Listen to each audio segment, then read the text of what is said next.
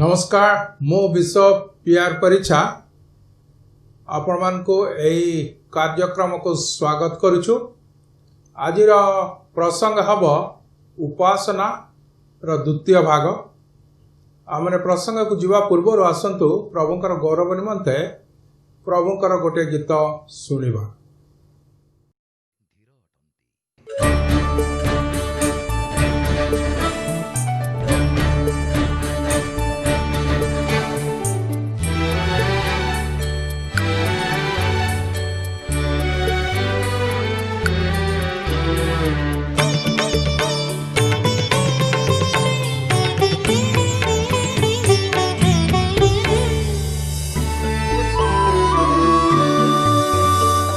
परमेश्वरंक प्रशंसा कर, आहे प्रशंसा कर। परमेश्वरंक प्रशंसा कर, आहे प्रशंसा कर।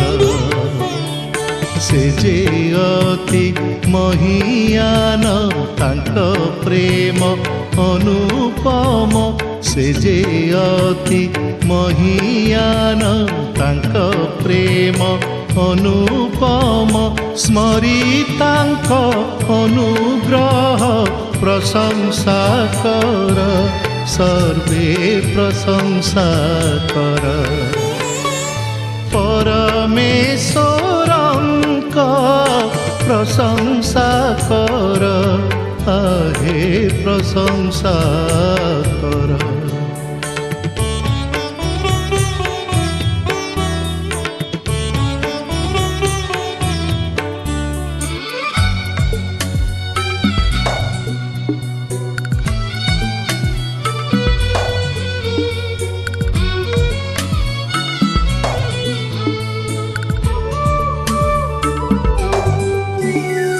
कार्य सकल तांकर महान, किए बा करि पारे ताहा वर्णन।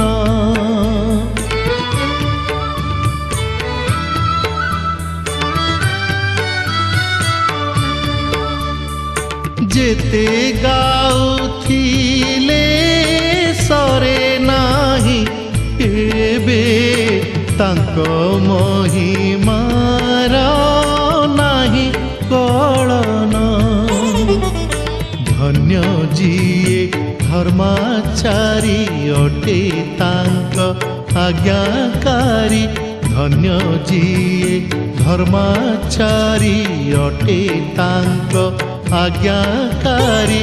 अनुग्रह ढाली प्रभु करुणा कर, आहे करुणा कर। परमेश्वरंक प्रशंसा कर, आहे प्रशंसा कर।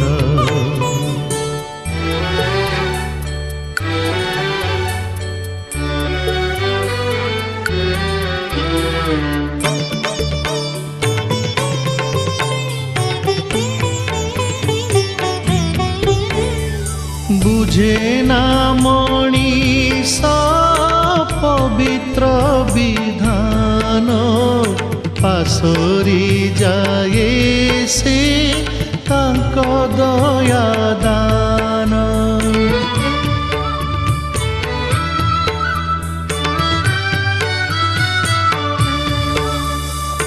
विफल हुए ना प्रतिज्ञा तांकर, अटंती विश्वस्त पवित्र ईश्वर। तांकु जिए घृणा कले, ताकु सिए रक्षा कले। तांकु जिए घृणा कले, ताकु सिए रक्षा कले। कृपामय स्नेहशील क्रोधरे धीर, से जे क्रोधरे धीर। परमेश्वरंक प्रशंसा कर आहे प्रशंसा कर परमेश्वरंक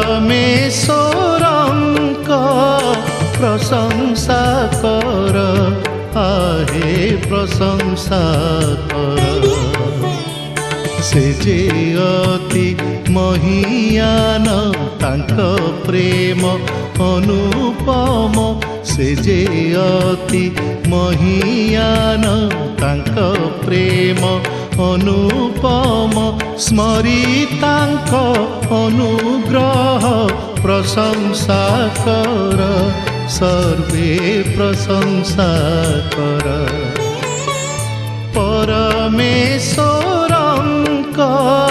प्रशंसा कर आहे प्रशंसा कर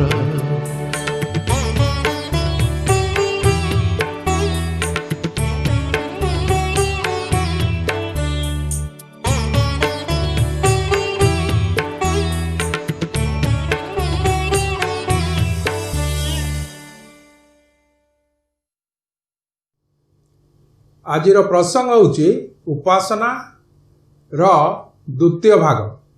2 सप्ताह पूर्वर आमने उपासना विषय शुणीचु ताला प्रथम भाग। आज उपासना विषय शुणा पूर्वर ईश्वर एवं मनुष्य विषय आम आलोचना करूँ। आदि पुस्तक तार 1 पर्व 27 एवं 28 पदरे लेखा जाए अनंतर परमेश्वर अपना प्रतिमूर्ति रे मनुष्य को सृष्टि कले। परमेश्वरंकर प्रतिमूर्ति रे से ताहांको सृष्टि कले पुरुष और स्त्री करी से सेमान को सृष्टि कले। आउ परमेश्वर सेमान को आशीर्वाद कले। पुणी परमेश्वर सेमान को कहिले प्रजावंत और बहुवंश हुआ। पुणी पृथ्वी को परिपूर्ण करी बसीभूत कर। आउ जलचर मत्स्यगण और खेचर पक्षीगण और भूचर उरगामी जंतुगण उपरे कर्तृत्व कर। आदि तार 1 पर्व ईश्वरंकर सृष्टि विषय लेखा जाए। या को ईश्वरंकर सृष्टिर विवरणी कहा जाए। आदि पुस्तक 1 पर्व 2 पर्व एवं 3 पर्व जदि आम अध्ययन करूँ से ईश्वरंकर सृष्टि विषय लेखा अछि, मनुष्यर सृष्टि विषय लेखा अछि एवं मनुष्यर पतन विषय मध्य लेखा जाए। जो उक्त 2 पद आमने वर्तमान अध्ययन कलु से आमने 7टी विषय देखा पारुछु। प्रथम विषय होची जे परमेश्वर मनुष्य को सृष्टि कले, अर्थात परमेश्वर होचंती सृष्टिकर्ता, परमेश्वर होचंती क्रिएटर। द्वितीय विषय माने देखा पारुछु परमेश्वर अपना प्रतिमूर्ति रे सृष्टि कले इन हिज ओन इमेज। यार अर्थ होची ईश्वर मनुष्य को ताहांकर धार्मिकता, ताहांकर पवित्रता एवं ताहांकर प्रेम रे सृष्टि करुछंती एवं मनुष्य से समय रे पाप रहित थिला। कारण ईश्वर पवित्र एवं से प्रकार भाव रे मनुष्य को मध्य ईश्वर पवित्र भाव रे सृष्टि करथिले। तृतीय विषय आमने देखा पारुछु परमेश्वर मनुष्य को पुरुष और स्त्री करी सृष्टि कले, मेल एंड फीमेल, पुरुष एवं स्त्री। आदम को प्रथम सृष्टि कले पुरुष भाव रे एवं तापरे तांक निमंते एक सहधर्मिणी को से सृष्टि करुछंती एवं बाइबल लेखा जाए ता आदमर पंजरा को नहीं ताको से निद्रागत करैले एवं तापरे से नारी को सृष्टि कले एवं से दुए एकांग हेले। चतुर्थ विषय होची परमेश्वर सेमान को आशीर्वाद कले, गॉड ब्लेस देम, सेमान को आशीर्वाद कले एवं को प्रकार भाव रे सेमान को आशीर्वाद कले। पंचम विषय होची परमेश्वर सेमान को प्रजावंत और बहुवंश हेबा को कहले बी फ्रूटफुल, प्रजावंत हेबे एवं बहुवंश होई सेमाने पृथ्वी को परिपूर्ण करिवे। षष्ठ विषय होछि परमेश्वर सेमान को पृथ्वी को परिपूर्ण करबा कहले रिप्लेनिश द अर्थ, संपूर्ण भाव रे सेमानकर वंश वृद्धि हेबो एवं सही प्रकार भाव रे सेमाने कोन करिवे ना पृथ्वी को परिपूर्ण करिवे। ता जहा क्या माने वर्तमान देखिबा को पारुछु जे मनुष्य समग्र पृथ्वी रे सेमाने व्यापी रही अछंती। सप्तम विषय होछि परमेश्वर जलचर मत्स्यगण, खेचर पक्षीगण और भूचर उरोगामी जंतुगण उपरे कर्तृत्व करबा को कहिले। इंग्लिश रे लिखा जाए टू हैव डोमिनियन, अर्थात समग्र सृष्टि उपरे मनुष्य को ईश्वर अधिकार देले ए समस्त उपरे से डोमिनियन करब अर्थात कर्तृत्व करिब। महान दायित्व ईश्वर मनुष्य को देले। से आकाश मार्ग रे उड़ी पारिबो, महासमुद्र रे से विराट जहाज को चलाई पारिबो, से चंद्र को जाई पारिबो एवं मंगल ग्रह को मध्य जाई पारिबो। ताको ज्ञान देइछंती एवं बहुत ज्ञान देइछंती, ताको शक्ति देइछंती एवं चिंता करिवार शक्ति एवं मनुष्य को कहले ए समस्त ऊपर तुम्हें कर्तृत्व करिवो, rule over all the creation. तबे प्रथम विषय होछि परमेश्वर मनुष्य को अर्थात प्रथम मनुष्य माने आदम और हवा को से सृष्टि कले। से माने होचंते आमानकर आदि पिता एवं माता। उपरोक्त जो तीनोटी उद्देश्य व्यतीत जहाँ मैंने वर्तमान देखा जाऊँ जे तीनोटी उद्देश्य व्यतीत आ गोटे प्रधान उद्देश्य रही कहीं से मनुष्य को सृष्टि करिसंती। प्रथम विषय आमने देखुचु जे प्रथम विषय ईश्वर मनुष्य को सृष्टि करने पूर्वरु से एकाकी थिले, गॉड वाज एलोन। तेणु ईश्वर मनुष्य को सृष्टि कले सेमानकर सहित रे सहभागिता करने निमंते। आदि पुस्तक तार 1 पर्व एवं 2 पदर लिखा जाए पृथ्वी निर्जन और जनशून्य थिला आ गभीर जल उपरे अंधकार थिला। पृथ्वी निर्जन और जनशून्य थिला, जनशून्य कई मनुष्य न थिले आ गभीर जल उपरे अंधकार थिला, जल थिला आ अंधकार थिला। पुणी ईश्वरंकर आत्मा जल उपरे व्याप्त थिला लेखा अछि। मनुष्य को सृष्टि करने पूर्वरु ईश्वरंकर आत्मा जल उपरे व्याप्त थिला। तेणु करी प्रभु यीशु ख्रीष्ट कहले जॉन तार 4 पर्व 24 पदरे ईश्वर आत्मा, गॉड इज स्पिरिट। तेणु करी जो माने ताहांकर उपासना करिवे से माने आत्मा रे एवं सत्य रे ताहांकर उपासना करिवे। द्वितीय विषय कहीं ईश्वर मनुष्य को सृष्टि कले। द्वितीय विषय होछि ईश्वर इच्छा करथिले जे मनुष्य माने सर्वदा ताहांकर सृष्टिकर्ता को स्मरण करिवे और पुरुषानुक्रमे ताहांकर सेवा करिवे और ताहांकर उपासना करिवे। तृतीय विषय होछि ईश्वर इच्छा कले जे मनुष्य ताहांकर उपासना एवं सेवा करिवो। किंतु एही ईश्वरंकर एही योजना शैतान द्वारा पंड हो गला।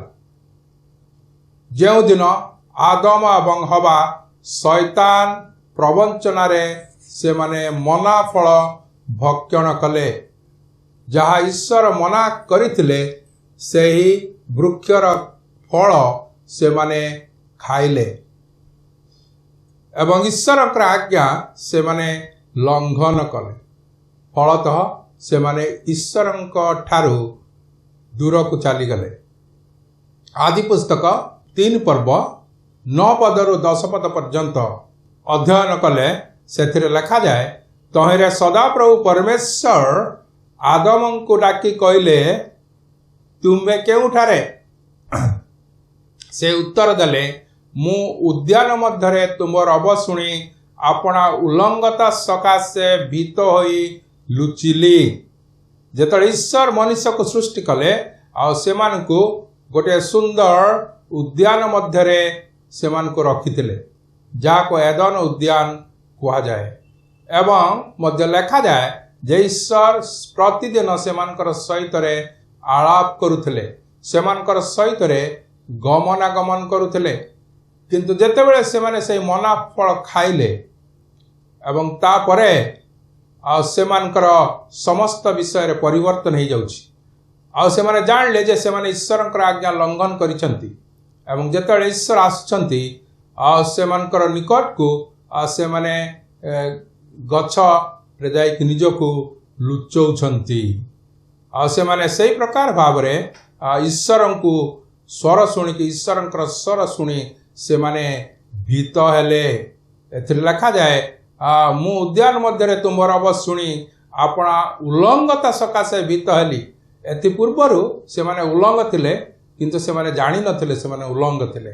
କିନ୍ତୁ ଯେତେବେଳେ ସେ ଫଳ ଖାଇଲେ ଆଉ ସେମାନେ ସତ୍ସତ୍ ଜ୍ଞାନ ବୃକ୍ଷର ଫଳ ଯେଉଁଟା ଆଉ ସେମାନେ ଜାଣିଲେ ଯେ ସେମାନେ ଉଲ୍ଲଂଘ ଅଛନ୍ତି ଆଉ ସେମାନେ ଭୀତ ହେଲେ, ଈଶ୍ୱରଙ୍କ ନିକଟକୁ ସେମାନେ ଗଲେ ନାହିଁ। ସେହି ପ୍ରକାର ଭାବରେ ସେମାନେ ଈଶ୍ୱରଙ୍କ ଠାରୁ ବିଚ୍ଛିନ୍ନ ହେଲେ। ଈଶ୍ୱରଙ୍କର ଆଜ୍ଞା ସଫଳ କରିବା ନିମନ୍ତେ ଏବଂ ଈଶ୍ୱରଙ୍କର ସହିତ ମନୁଷ୍ୟକୁ ଆଉ ଥରେ ପୁନର୍ମିଳନ କରିବା ନିମନ୍ତରେ ପ୍ରଭୁ ଯୀଶୁଖ୍ରୀଷ୍ଟ ଜଗତରେ ଜନ୍ମଗ୍ରହଣ କଲେ ଏବଂ ସେ ଆମମାନଙ୍କର ପାପ ବହନ କରିଅଛନ୍ତି କ୍ରୁଶ ଉପରେ, ଯଦ୍ୱାରା ଆମେ ଆଉ ଥରେ ଈଶ୍ୱରଙ୍କର ସହିତରେ ପୁନର୍ମିଳିତ ହେବାକୁ ପାରିବା। ସେ ଈଶ୍ୱର ଏବଂ ମନୁଷ୍ୟମାନଙ୍କର ମଧ୍ୟରେ ସେ ମଧ୍ୟସ୍ଥ ଅଟନ୍ତି। He is mediator between god and man. ଏଇ ଯେ ତିନୋଟି ବିଷୟ ଆମେ ଦେଖିବାକୁ ପାରିଲୁ ଏବଂ ଈଶ୍ୱରଙ୍କର ଗୁଣ ଗୁଡ଼ିକ ମଧ୍ୟ ଆମେ ବର୍ତ୍ତମାନ ଚିନ୍ତା କରିବା। ଈଶ୍ୱରଙ୍କର ଗୁଣ ଅର୍ଥାତ୍ ଆଟ୍ରିବ୍ୟୁଟ୍ସ ଅଫ୍ ଗଡ୍। ଈଶ୍ୱରଙ୍କର ତିନୋଟି ପ୍ରଧାନ ଗୁଣ ବିଷୟରେ ଆମେ ଆଗରୁ ଶୁଣି ସାରିଛୁ ଏବଂ ଏହି ତିନୋଟି ହେଲା ଯେ ଗଡ୍ ଇଜ୍ ଓମ୍ନିପୋଟେଣ୍ଟ, ଈଶ୍ୱର ସର୍ବଶକ୍ତିମାନ, ଈଶ୍ୱର ସର୍ବଜ୍ଞାନୀ, ଗଡ୍ ଇଜ୍ ଓମ୍ନିସିଏଣ୍ଟ, ଈଶ୍ୱର ସର୍ବତ୍ର ବିଦ୍ୟମାନ, ଗଡ୍ ଇଜ୍ ଓମ୍ନି ପ୍ରେଜେଣ୍ଟ। ଏହି ତିନୋଟି ପ୍ରଧାନ ବିଷୟ ଯେ ତିନୋଟି ଗୁଣ ସମସ୍ତେ ଜାଣନ୍ତି, କିନ୍ତୁ ଏତଦ୍ ବ୍ୟତୀତ ମଧ୍ୟ ଈଶ୍ୱରଙ୍କର ଆଉ କିଛି ଗୁଣ ସବୁ ରହିଅଛି। ସେଗୁଡ଼ିକ ହେଲା ଗଡ୍ ଇଜ୍ ଇଟର୍ନାଲ, ଈଶ୍ୱର ଅନନ୍ତ, ତାହାଙ୍କର ଆରମ୍ଭ ନାହିଁ କିମ୍ବା ତାହାଙ୍କର ଶେଷ ନାହିଁ। ଈଶ୍ୱରଙ୍କର ଆରମ୍ଭ ନାହିଁ ଏବଂ ଈଶ୍ୱରଙ୍କର ଶେଷ ନାହିଁ। ଗଡ୍ ଇଜ୍ ଟ୍ରୁଥ୍, ଈଶ୍ୱର ସତ୍ୟ, ତାଙ୍କଠାରେ ମିଥ୍ୟା ନାହିଁ। ଗଡ୍ ଇଜ୍ ଲାଇଟ୍, ଈଶ୍ୱର ଜ୍ୟୋତି, ତାଙ୍କଠାରେ ଅନ୍ଧକାର ନାହିଁ। ଗଡ୍ ଇଜ୍ ଲଭ୍, ଈଶ୍ୱର ହେଉଛନ୍ତି ପ୍ରେମମୟ, ତାଙ୍କଠାରେ କୌଣସି ଘୃଣାର ବିଷୟ ନାହିଁ। ସେ ସମସ୍ତଙ୍କୁ ପ୍ରେମ କରନ୍ତି। ତେଣୁକରି ଜହନ ତାର 3:16 ଲେଖା ଅଛି, ଗଡ୍ ସୋ ଲଭ୍ ଦ ୱାର୍ଲ୍ଡ, ଈଶ୍ୱର ଜଗତ ଏମନ୍ତ ପ୍ରେମ କଲେ ଯେ ସେ ଆପଣାର ଅଦ୍ୱିତୀୟ ପୁତ୍ରଙ୍କୁ ଦେଲେ। ଗଡ୍ ଇଜ୍ ଗ୍ରେସିୟସ୍, ଈଶ୍ୱର ଦୟାମୟ, ସେ ପ୍ରତ୍ୟେକ ପ୍ରାଣୀକୁ ପ୍ରେମ କରନ୍ତି ଏବଂ ପ୍ରତ୍ୟେକ ପ୍ରାଣୀକୁ ସେ ଦୟା କରନ୍ତି। ଆମେ ସେହି ସୃଷ୍ଟିକର୍ତ୍ତା ସତ୍ୟ ଜୀବନ୍ତ ଈଶ୍ୱରଙ୍କର ଉପାସନା କରୁ। ତେଣୁ ଆମର ଉପାସନା ଈଶ୍ୱର କୈନ୍ଦ୍ରିକ ହେବା ଆବଶ୍ୟକ। ଗୀତ ସଂହିତାରେ ଲେଖାଯାଏ, ତୁମେ ପ୍ରଭୁ ଆପଣା ଈଶ୍ୱରଙ୍କୁ ପ୍ରଣାମ କରିବ, କାରଣ ସେ ତୁମ ପ୍ରଭୁ, ତୁମେ ତାହାଙ୍କର ଉପାସନା କରିବ। ପ୍ରଭୁ ଆପଣା ଈଶ୍ୱରଙ୍କୁ ପ୍ରଣାମ କରିବ ଅର୍ଥାତ୍ ତାହାଙ୍କର ଉପାସନା କରିବ। ଆଜିର ଆଲୋଚନାର ବିଷୟ ହେଉଛି ଆମେ କିପରି ଈଶ୍ୱରଙ୍କର ଉପାସନା କରିବା, କିପରି ଆମେ ଈଶ୍ୱରଙ୍କର ଉପାସନା କରିବା। ଈଶ୍ୱର ହେଉଛନ୍ତି ମହାନ, ଈଶ୍ୱର ହେଉଛନ୍ତି ଆମମାନଙ୍କର ସୃଷ୍ଟିକର୍ତ୍ତା ପରମେଶ୍ୱର एवं ईश्वर होउचंती आत्मा। ए महान ईश्वर से सत्य एवं जीवित एवं ए महान ईश्वरंकर आमने किपरि उपासना करिबा एवं को प्रकार उपासना ईश्वर ग्रहण करंती। जॉन 4:24 रे हम पढ़ी सारिछु जे ईश्वर आत्मा, तेणुकर सत्य एवं आत्मा रे उपासना करबा उचित। जो माने तांकर उपासना करंती उपासक माने से माने सत्य एवं आत्मा रे उपासना करिवे, जहा कि ईश्वरंक दृष्टि रे ग्रहण योग्य अटे। कि जेतेबेले आमने उपासना करूछु आमनकर को प्रकार मनोभाव हेबा आवश्यक एवं आमनकर अंग भंगी को प्रकार हेबा आवश्यक। आमे कोन आमे ठियाई कि जदि उपासना करू ईश्वर ग्रहण करंती ना, माने बसी को उपासना कले ईश्वर ग्रहण करंती ना, माने हस्त उत्तोलन करी उपासना कले ईश्वर ग्रहण करंती ना, माने साष्टांग प्रणाम कले करबा द्वारा ईश्वर ग्रहण करे। को प्रकार उपासना माने कले ईश्वर ता ग्रहण करंती। ईश्वर आमन को मुख देइछंती, ईश्वर आमन को हस्त देइछंती एवं ईश्वर आमन को संपूर्ण शरीर दे अछंती। तबे आमने प्रथमे देखिबा मुख विथ माउथ। मुख आमन को ईश्वर देइछंती, जा द्वारा आमने कथावार्ता करबा पारुछु, आमे जा चिंता करूछु ता आमने प्रकाश करबा को पारुछु। तो गीत गान द्वारा आमने ईश्वरंकर प्रशंसा करबा को पारिबा। ईश्वर आमन को मुख देइछंती, मुख द्वारा आमने गीत गान करबा एवं ईश्वरंकर उपासना करबा को पारिबा। गीत संहिता तार 9 पर्व तार 2 पद एवं 11 पद रे लेखा अछि, मु तुंबठारे आनंद उल्लास करिबी, हे सर्वपरिस्थ मु तुंब नाम उद्देश्य रे प्रशंसा गान करिबी। सियोन निवासी सदा प्रभुंकर प्रशंसा गान कर, गोष्ठी मान मध्य रे ताहांकर क्रिया सबु प्रकाश कर। आमने गान करिबा द्वारा ईश्वरंकर उपासना करिबा को पारिबा। तापर आमने देखुछु धन्यवाद द्वारा ईश्वरंकर प्रशंसा करिबा, प्रेजिंग गॉड, टू प्रेज। जा गीत संहिता 103 पर्व तार 1 पद रे लेखा अछि, हे मोहर मन सदा प्रभुंकर धन्यवाद कर, हे मोर अंतरस्थ समस्त ताहांक पवित्र नाम रो धन्यवाद कर। हे मोहर मन सदा प्रभुंकर धन्यवाद कर, ताहांकर मंगलदान सब पार्श्वरे ने, ताहांकर मंगलदान सब स्मरण करी आमे ईश्वरंकर उपासना ईश्वरंकर प्रशंसा आमने करबा को पारू। तापरे जय ध्वनि द्वारा आमने ईश्वरंकर उपासना करबा को परिबा। साउटिंग इंग्लिश रे जाको कुआ जाए, गीत संहिता 47 तार 1 पद, हे सर्वगोष्ठी माने करताली दियो, आनंद स्वर रे परमेश्वरंकर उद्देश्य रे जय ध्वनि कर। उपासना समय रे आमने करताली देई परिबा, आम करताली दे ईश्वरंकर उपासना करिबा, कारण ईश्वर आमन को हस्त देइछंती एवं एई हस्त रे आमने करताली दे ईश्वरंकर उपासना एवं ईश्वरंकर नाम रे आमने जय ध्वनि करिबा को पारिबा। द्वितीय विषय होची हस्त द्वारा। ए हस्त आमन को देइछि विथ आवर हैंड्स। एथे लेखा अछि आमने हस्त उत्तोलन द्वारा ईश्वरंकर उपासना करिबा पारिबा। जेमति हस्त आमने ए प्रकार भाव रे हस्त उत्तोलन आमने करिबा को पारिबा ईश्वरंकर उपासना करिबा समय रे। गीत संहिता तार 63 तार 4 पद रे लेखा जाए, एही रूपे मु जावजीवन तुमर धन्यवाद करिबी, तुम नाम रे अपना हस्त उठेबी। ईश्वरंकर उपासना करबा समय आमने हस्त उत्तोलन करि परिबा, आमने हस्त उठेबा आ ईश्वरंकर आमने उपासना करि पारु एवं मध्य आमने करताल द्वारा ईश्वरंकर उपासना करबा। आमने करताल दे क्लैपिंग आवर हैंड्स, आमने करताल दे ईश्वरंकर उपासना करबा। गीत संहिता तार 47 पर्व तार 1 पद रे लेखा जाए, हे सर्वगोष्ठी माने करताली दियो। गीत रचक कहउचंती, हे सर्वगोष्ठी माने करताली दियो, आनंद स्वर रे परमेश्वर को उद्देश्य रे जय ध्वनि कर। करताଳି देकी गीत गान करबा समय आमने करताଳି देई ईश्वरंकर उपासना माने करिपारु। तापरे तारावाद्य नृत्य द्वारा मध्य माने ईश्वरंकर उपासना करिपारिबा।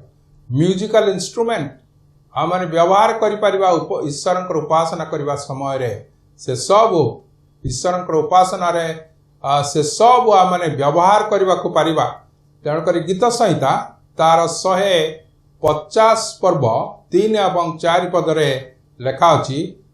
तुरी ध्वनि रे तांकर प्रशंसा कर, नेबल और बीणा यंत्र रे तांकर प्रशंसा कर। ये समस्त होची म्यूजिकल इंस्ट्रूमेंट्स एवं ये समस्त द्वारा आमने ईश्वरंकर प्रशंसा करबा परिबा। दाऊद राजा से कौन करुथिले ना बीणा यंत्र रे से ईश्वरंकर प्रशंसा करुथिले, ईश्वरंकर गौरव करुथिले। से जने राजा थिले किंतु केबे हेले से लज्जान्वित होउनथिले ईश्वरंकर प्रशंसा एवं ईश्वरंकर गौरव करबा निमंते। तारावाद्य और नृत्य द्वारा तांकर प्रशंसा कर, तारयुक्त यंत्र ओ वंशी रे तांकर प्रशंसा कर। ए समस्त आमने ईश्वरंकर उपासना समय रे आमने व्यवहार करबा को पारिबा। तापरे मध्य ईश्वर आमन को शरीर देउछंती, जे शरीर रे आमनकर अंग प्रत्यंग सब रही अछि। आमने ठिया होइकी ईश्वरंकर उपासना करिपारु बाय स्टैंडिंग। तांकर सम्मुख रे ठिया होई आमने ईश्वरंकर उपासना करिबा। गीत संहिता 134 पर्व 1 पद। देख हे सदाप्रभुंकर दास सकल, रात्रि काल रे सदाप्रभुंकर गृह रे ठिया होई थाओ, जे तुम्हे माने सदाप्रभुंकर धन्यवाद कर। ओ एथरे लिखा होची गीत रचक कहउछंती रात्रि काल रे सदाप्रभुंकर गृह रे ठिया होई। तो ईश्वरंकर उपासना करिवार कोनोसी समय नाही। दिन होई पारे, रात्रि होई पारे, सकाळ होई पारे, संध्या होई पारे, मध्याह्न समय होई पारे, जे कोनोसी समय रे ईश्वरंकर उपासना माने करिबा को पारिबा। ईश्वरंकर सम्मुख रे ठिया होई दंडायमान ही आमने ईश्वरंकर उपासना करिबा को पारिबा। द्वितीय विषय जे आमने उबुड़ हो ईश्वरंकर उपासना मध्य करि परिबा। आमे नीलिंग डाउन आमने आंठोई कि ईश्वरंकर उपासना करि परिबा। गीत संहिता तार 95 पर्व तार 6 पद। आहे आस उबुड़ होई प्रणाम करू, उबुड़ होई प्रणाम करू। आम मानकर सृष्टिकर्ता सदाप्रभुंक छामुरे आंठू पाती ईश्वरंकर उपासना करिबा। तो आम मानकर ह्यूमिलिटी को मध्य बुझाए, आम मानकर नम्रता को मध्य बुझाए। आंठू पाती आमने प्रार्थना करू एवं सही प्रकार भाव आंठू पाती मध्य आमने ईश्वरंकर उपासना करिबा को पारिबा। आउ गोटे विषय लिखा अछि शेष रे मु कहबा को चाहूची जे नृत्य करिबा द्वारा मध्य आमने ईश्वरंकर प्रशंसा करिबा पारे। नृत्य द्वारा dancing and leaping for Joy. गीत संहिता तार 30 पर्व 11 एवं 12 पद। जेवंत मोहर प्राण तुमर प्रशंसा गान करिब ओ नीरव नहिब, एथिपाई तुम्हे मोहर विलाप को नृत्य रे परिणत करियछ। तुम्हे मोहर चट वस्त्र फिटाई आनंद रूप पटुकारे मोहर कटी बांधियछ। हे सदाप्रभु मोर परमेश्वर, मु अनंत काल तुमको ध्यान करिबी। गीतरचक कहउछंती अनंत काल मु तुमको ध्यान करिबी। मु जो पर्यंत ए जगत रे बंचिची तुमर ध्यान करिबी, तुमर आराधना करिबी, तुमर प्रशंसा करिबी। एवं कौ प्रकार भाबरे से कहउछंती एथिपाई तुमे मोर विलाप को नृत्य रे परिणत करियछ। हुए तो समय थिला से दुख रे थिले, समय थिला से कष्ट रे थिले, किंतु ईश्वर से परिस्थिति परिणत करछंती। तेणु करी गीत रचक कहउछंती विलाप को नृत्य रे परिणत करियछ। ईश्वरंकर सम्मुख रे आमे माने नृत्य मध्य करबा परिबा। कहीं कि न बाइबल लिखा जाए और दाऊद राजा मध्य से प्रकार भाव रे ईश्वरंकर कौन करथिले उपासना करथिले। दाऊद राजा मध्य ईश्वरंकर उपासना करते नृत्य करती आओ ବାଦ୍ୟ ବଜେଇକି ଏ ସମସ୍ତ ଦ୍ୱାରା ସେ ଈଶ୍ୱରଙ୍କର ଉପାସନା କରୁଥିଲେ। ସେହି ପ୍ରକାର ଭାବରେ ଆଜି ଆମମାନଙ୍କୁ ମଧ୍ୟ ସୁଯୋଗ ଦିଆଯାଇଛି। ଆମମାନଙ୍କୁ ଈଶ୍ୱର ସୃଷ୍ଟି କରିଛନ୍ତି, ଆମମାନଙ୍କୁ ସୃଷ୍ଟି କରିଛନ୍ତି ତାଙ୍କର ସହିତ ସହଭାଗିତା କରିବା ପାଇଁ, ତାହାଙ୍କୁ ଭୟ କରିବା ପାଇଁ, ତାହାଙ୍କର ଆଜ୍ଞା ପାଳନ କରିବା ପାଇଁ, ତାହାଙ୍କର ଉପାସନା ପ୍ରଶଂସା କରିବା ପାଇଁ, ସତ୍ୟରେ ତାହାଙ୍କର ଉପାସନା କରିବା ପାଇଁ ସେ ଆମମାନଙ୍କୁ ସୁଯୋଗ ଦେଇଅଛନ୍ତି। ତେଣୁକରି ଈଶ୍ୱରଙ୍କର ମହାନ ନାମରେ ଆମେ ଧନ୍ୟବାଦ କରୁ। ଆସନ୍ତୁ ଆମେ ପ୍ରାର୍ଥନା କରିବା। ଦୟାମୟ ପ୍ରଭୁ, ତୁମ ଧନ୍ୟବାଦ କରୁଛୁ ଏହି ସମୟରେ ତୁମେ ଆମମାନଙ୍କୁ ଜୀବିତମାନଙ୍କ ମଧ୍ୟରେ ସ୍ଥାନ ଦେଇଛ। ତୁମର ମହାନ ଅନୁଗ୍ରହ ଦୟା ଯୋଗୁଁ ଆମେ ଜୀବିତମାନଙ୍କ ମଧ୍ୟରେ ସ୍ଥାନ ପାଇଅଛୁ। ବର୍ତ୍ତମାନ ଯେତେବେଳେ ପୃଥିବୀରେ କୋଳାହଳ, ଅୟୁତ ଲୋକମାନେ ଏହି ରୋଗ ଦ୍ୱାରା ଆକ୍ରାନ୍ତ, କରୋନା ଭାଇରସ୍ ଦ୍ୱାରା ଏବଂ ଲକ୍ଷ ଲକ୍ଷ ଲୋକମାନେ ମୃତ୍ୟୁବରଣ କଲେଣି, ଏହି ଜଗତକୁ ଛାଡ଼ି ଚାଲି ଯାଉଛନ୍ତି, କିନ୍ତୁ ଏ ସମସ୍ତ ମଧ୍ୟରେ ତୁମେ ଈଶ୍ୱର। ସେଥିପାଇଁ ତୁମର ଧନ୍ୟବାଦ କରୁଛୁ ଏବଂ ତୁମେ ଏ ସମସ୍ତ ସତ୍ୟ ଆମମାନଙ୍କୁ ଜୀବିତମାନଙ୍କ ମଧ୍ୟରେ ସ୍ଥାନ ଦେଇଛ। ତୁମର ଧନ୍ୟବାଦ। ତୁମେ ଆମମାନଙ୍କୁ ସୁଯୋଗ ଦେଇଛ, ତୁମେ ଆମମାନଙ୍କୁ ସୃଷ୍ଟି କରିଛ ଯେପରି ଆମେ ତୁମର ଉପାସନା କରୁ, ତୁମର ପ୍ରଶଂସା ଏବଂ ଗୌରବ କରିବାକୁ ପାରୁ। ତୁମେ ଆମମାନଙ୍କୁ ସାହାଯ୍ୟ କର। ଧନ୍ୟବାଦ ଗୌରବ ତୁମରି ହେଉ। ଯୀଶୁଙ୍କ ନାମରେ ପ୍ରାର୍ଥନା ଉତ୍ସର୍ଗ କରୁଛୁ। ଆମେନ୍। God bless you.